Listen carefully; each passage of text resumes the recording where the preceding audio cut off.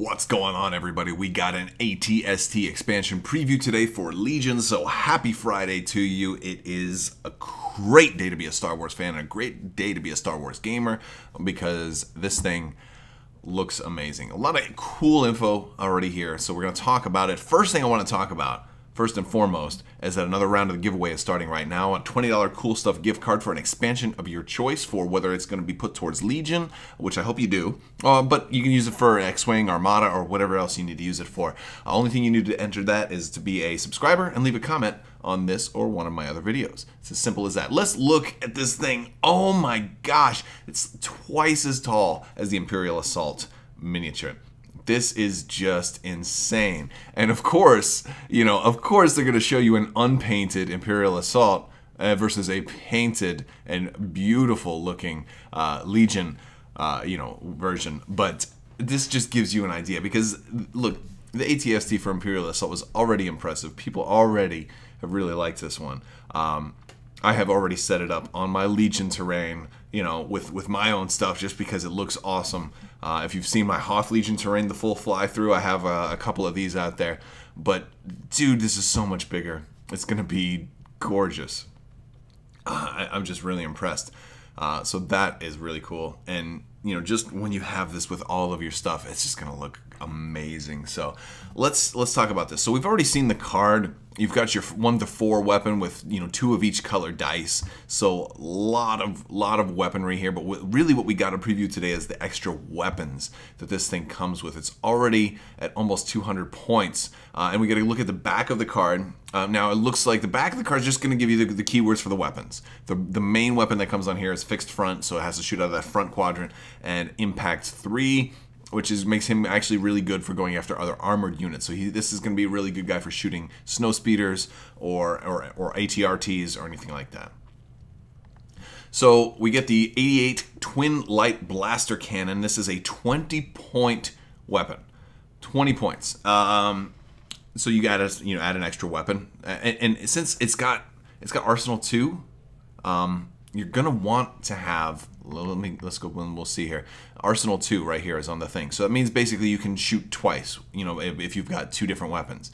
So you're gonna want to have at least 1 weapon on here. So for 20 points, this is a range 1 to 3. So you have to be a little bit closer than for the default weapon, ATST only. But it's got 1 of each color.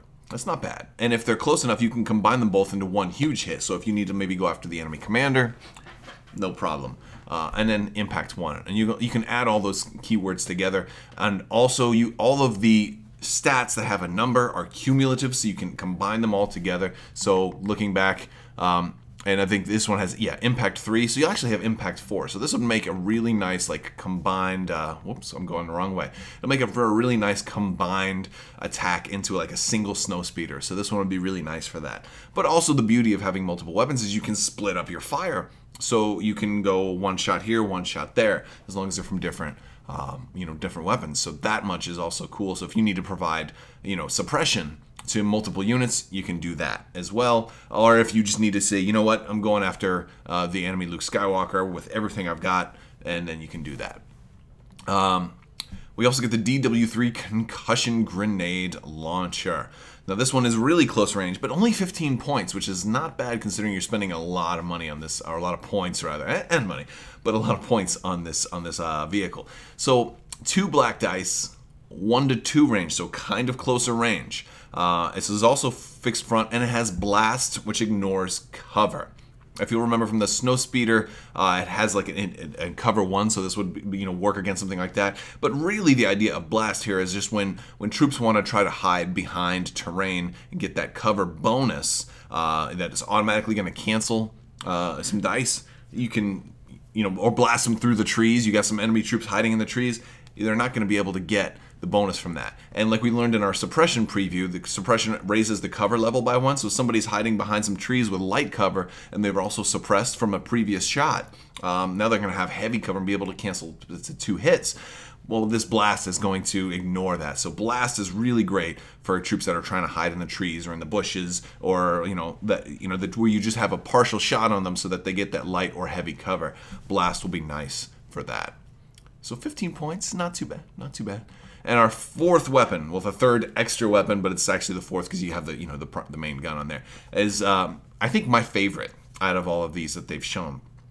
And that is the ATST mortar launcher. It's only 10 points, so the cost is definitely right. It's fixed front like all the rest, and it's also suppressive. So suppressive, after you perform an attack, the defender this weapon was used against gains a suppression token.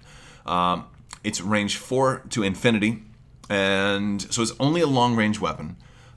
It throws 3 dice, but they're all white. So the worst dice, the best or worst range, depending on how you want to look at it, and it's suppressive. Now, here's why I like this weapon.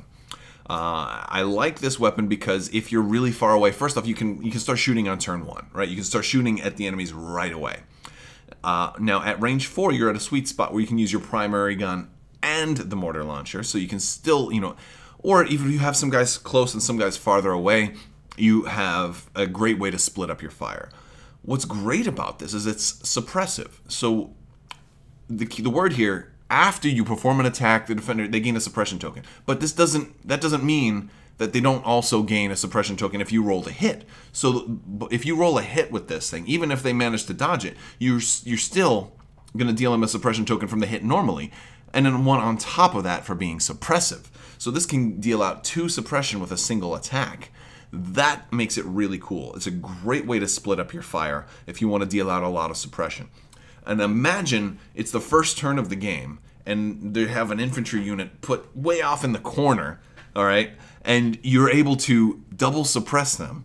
And then when they activate and they rally, they don't get rid of any of their suppression, and then they panic, and then they flee off the board first turn. That's really cool. I think, knowing that, somebody's probably going to try to position their guys a little bit better because, again, you still have to have line of sight, but distance is now not an issue. And you're tall enough that, maybe line of sight is not going to be an issue either. But I think this is just a really cool weapon. And that max range of having no limit really gives it a lot of flexibility. That allows you to basically keep this in the rear of your formation. You don't even have to move, so you can aim and then shoot, and then spend your aim token. If your whites end up blank, like they have a good chance to do, just re-roll them. You'd be fine. Maybe not. Maybe you won't be fine, but you still at least get that 1 suppression. So it helps also if you just want to slow them down, slow those troopers down from having like multiple actions every turn. That much is cool. And then we get General Weiss. Weiss? I think it's Weiss, like Hefeweizen or Dunkelweizen.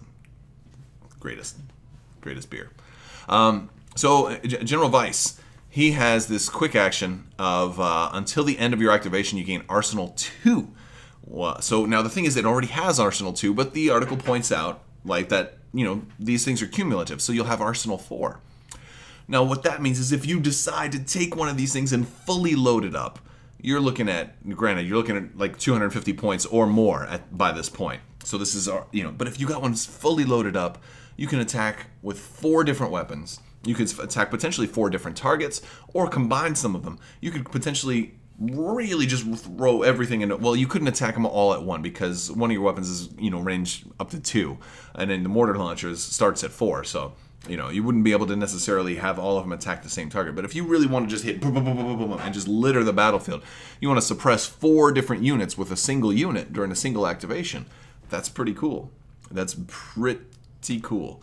Of course, it's a give and take though, because you're going to spend a lot of points to get all those weapons on there. But yeah, so General Weiss, and then the tap symbol, he'll have to tap to do that, and then you will have to recover to get him back to normal. And so again, it's something you may end up only doing once, or there's an opportunity cost if you want to try to do it again. But I want to say I love the pilot upgrade mechanic that they have in here, and how it's not like I don't know if you remember, for those of you who play X-Wing, a long time ago, some people were talking about, I wish they would have just done pilots for X-Wing, so we could just have the X-Wing cardboard insert, so we could just have the base, we just have one X-Wing, but swap out the pilots. And I think that's something they're definitely getting right here. I think they got it right in Armada as well with the officer, as opposed to having a different type of Star Destroyer for every different person who could potentially be in command of one. Instead, you just have an officer slot, which kind of acts as the pilot from a certain point of view. But here, I mean, just having a pilot upgrade is brilliant, and I love it. It allows for you to have the generics. It allows for you to have General Weiss in charge. And I love that it's the same pose from his Imperial Assault version. So that makes me wonder if you'll be able to take the little General Weiss mini out of your Imperial Assault and put it in here, or if how that would look. I'm totally going to try that. I'm totally going to try that when I get it.